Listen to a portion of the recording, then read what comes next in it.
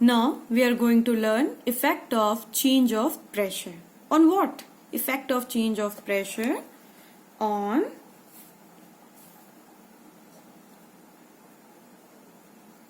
particles of matter.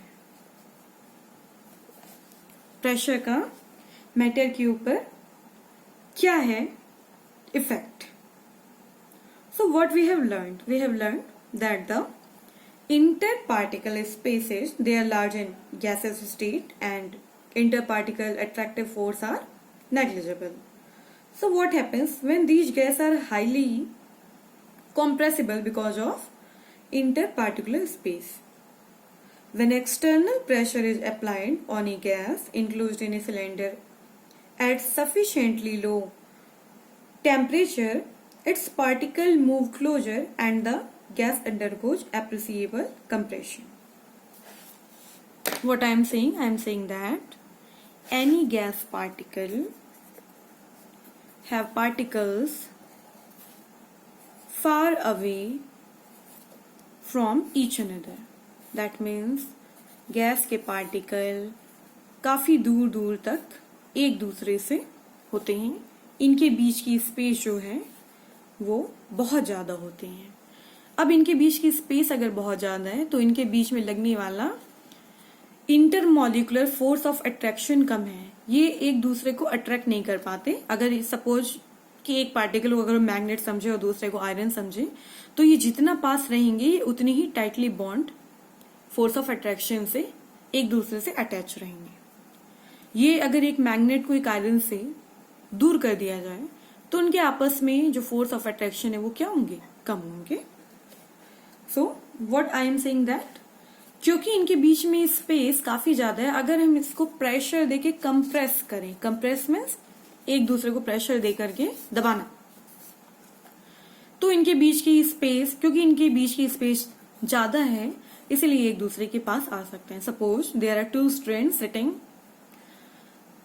In different rows, but if they have space between them, if a teacher says that come please do come closer, don't sit here and there and so much far away, so what you do, you come to your classmate or friend and sit next to him or her. So as in the case of gaseous state, what happens, the particles are far away from each another, but when we apply pressure, what is this? This is pressure. This is particles of gas. Particles of gas.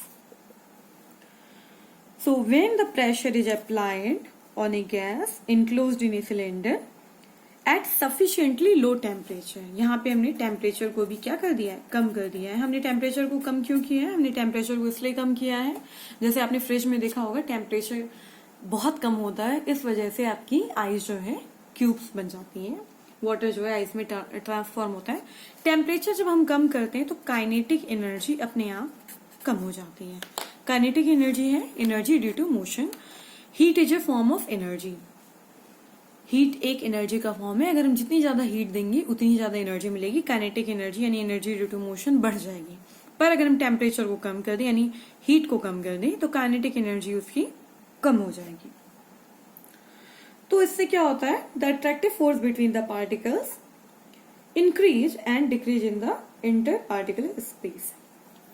जैसे ही हम बाहर से force लगाएंगे, जो भी gas के particle अभी जो बहुत दूर थे, सपोज कि हम यहां से प्रेशर लगा रहे हैं, प्रेशर हमने लगाया, अब ये पार्टिकल्स जो है आपस में इतने पास आ गए.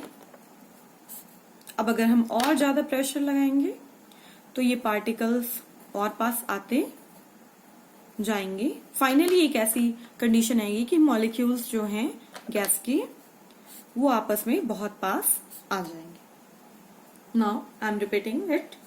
The attractive force between the particles increases with the decrease in inter particular space. When the pressure become very high, the attractive force also become high enough to bind the gas particles together and gas changes into liquid. On further increasing the pressure, the liquid changes into solid. Ultimately, when the pressure becomes too high, interparticular forces becomes very strong.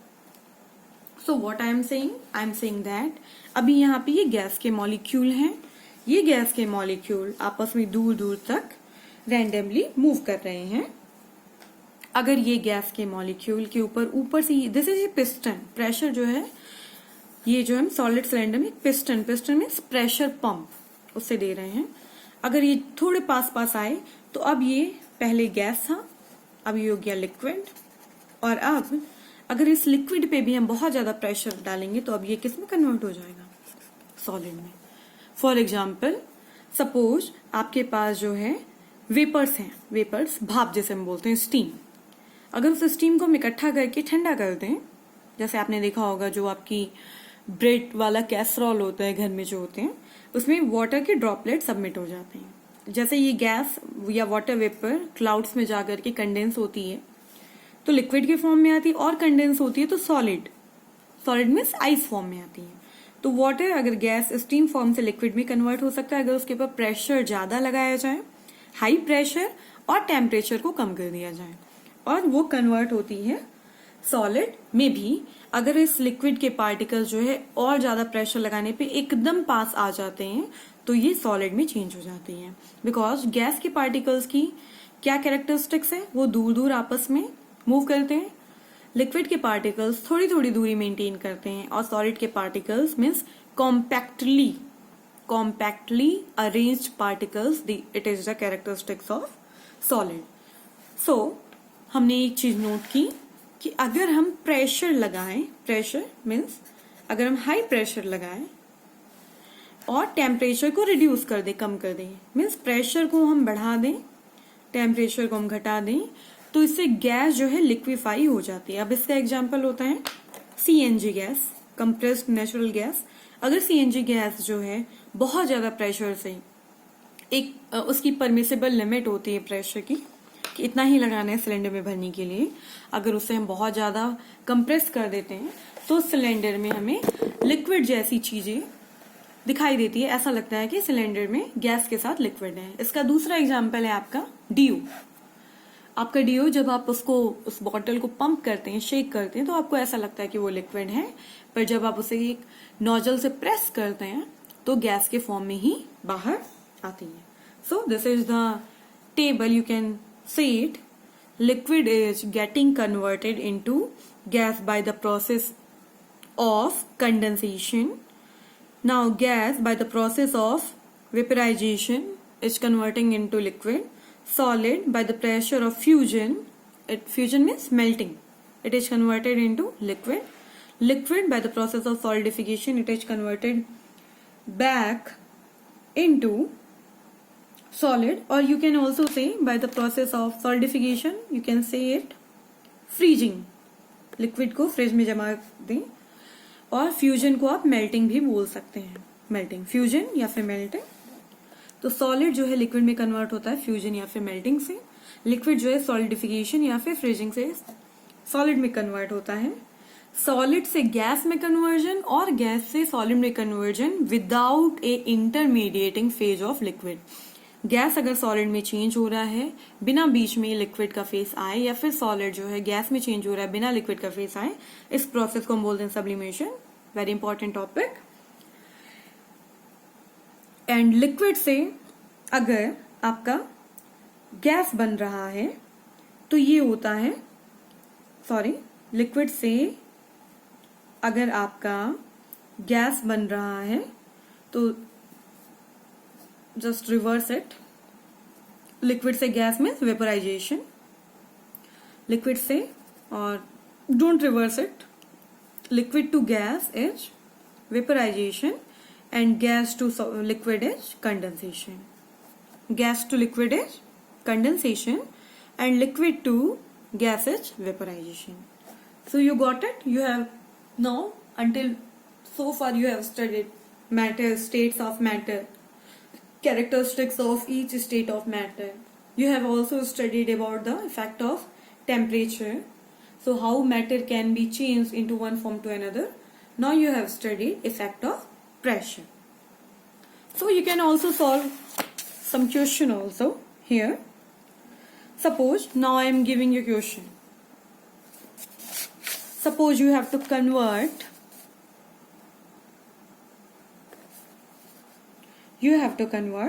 573 Kelvin into Celsius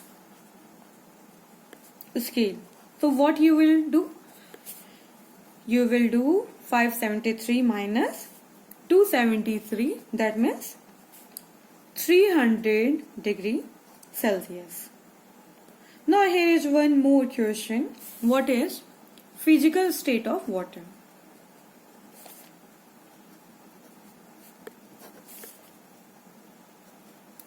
So physical state of water at 0 degree Celsius, it is ice.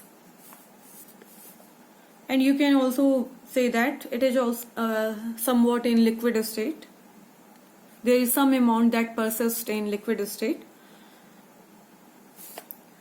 At 100 degrees Celsius, it is gas. And between 0 to 100 degrees Celsius, it occurs in form of water. So this is all for today. Practice question based on Kelvin and Celsius scale.